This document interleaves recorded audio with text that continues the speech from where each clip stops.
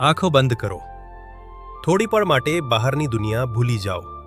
જ્યાં શબ્દો ખતમ થાય છે, જ્યાં વિચારો શાંત થાય છે, જ્યાં હું ઓગળી જાય છે, ત્યાંથી ધ્યાન શરૂ થાય છે. ધ્યાન કોઈ ક્રિયા નથી, ધ્યાન કોઈ સાધના નથી. ધ્યાન તો આત્મા સાથેનો મિલન માર્ગ છે. આ દુનિયાએ મહાન યોગીઓ આપ્યા, ઋષિ મુનિઓ આપ્યા, જેઓએ રાજમહેલ છોડ્યા, વન અપનાવ્યું અને એક જ વસ્તુ શોધી: આંતરિક શાંતિ.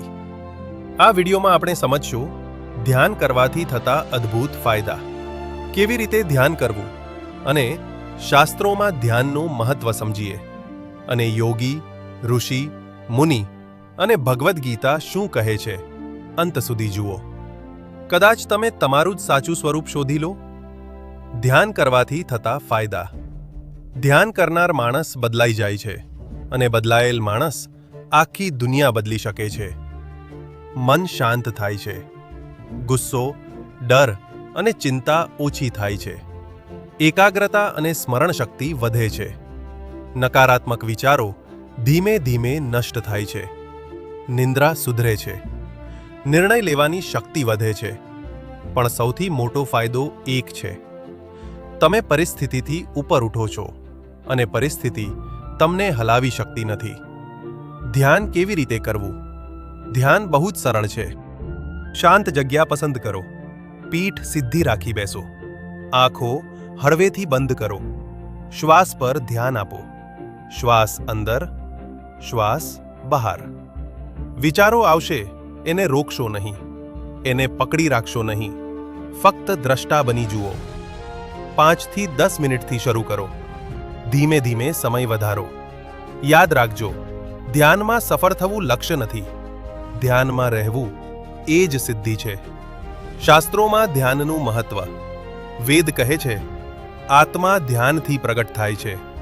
ઉપનિષદ કહે છે, જેણે મન જીત્યું તેણે જગત જીત્યું. પતંજલિ યોગસૂત્ર કહે છે, યમનિયમ, આસન, પ્રાણાયામ, પ્રત્યાહાર, ધારણા, ધ્યાન. સમાધિ. સમાધિ સુધી પહોંચવાનો દ્વાર ધ્યાન છે. યોગી, ઋષિ, મુનિ અને ધ્યાનનો અદ્ભુત સંગમ જાણો. વિશ્વામિત્ર ઋષિ ધ્યાનથી રાજર્ષિ બન્યા. વ્યાસ મહર્ષિ ધ્યાનથી મહાભારત લખ્યું. પતંજલિ ધ્યાનથી યોગશાસ્ત્ર આપ્યું. બુદ્ધ ધ્યાનથી બુદ્ધ બન્યા. એમણે કંઈક અલગ કર્યું નહોતું, એમણે અંદર તરફ યાત્રા કરી. ભગવદ્ ગીતા અને ધ્યાન. ભગવાન શ્રી કૃષ્ણ કહે છે, ઉદ્ધરેદાત્મનાત્માનમ. માણસે પોતે પોતાનો ઉદ્ધાર કરવો. ગીતા કહે છે, અશાંત મન દુશ્મન છે, શાંત મન મિત્ર છે. અને અધ્યાય 6માં કૃષ્ણ સ્પષ્ટ કહે છે, એકાંત સ્થાન, સ્થિર આસન, સંયમિત મન અને સતત અભ્યાસ એ જ ધ્યાન યોગ છે. ધ્યાન એ ધર્મ નથી, ધ્યાન એ સંપ્રદાય નથી, ધ્યાન એ કોઈ ખાસ લોકો માટે નથી. ધ્યાન તમારા માટે છે.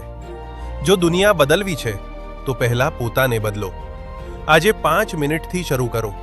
કાલે તમારું મન તમારું શ્રેષ્ઠ મિત્ર બનશે. ધન્યવાદ. જો આ શબ્દોએ તમારા મનને સ્પર્શ કર્યો હોય તો લાઈક, શેર, કમેન્ટ, સબસ્ક્રાઇબ કરો.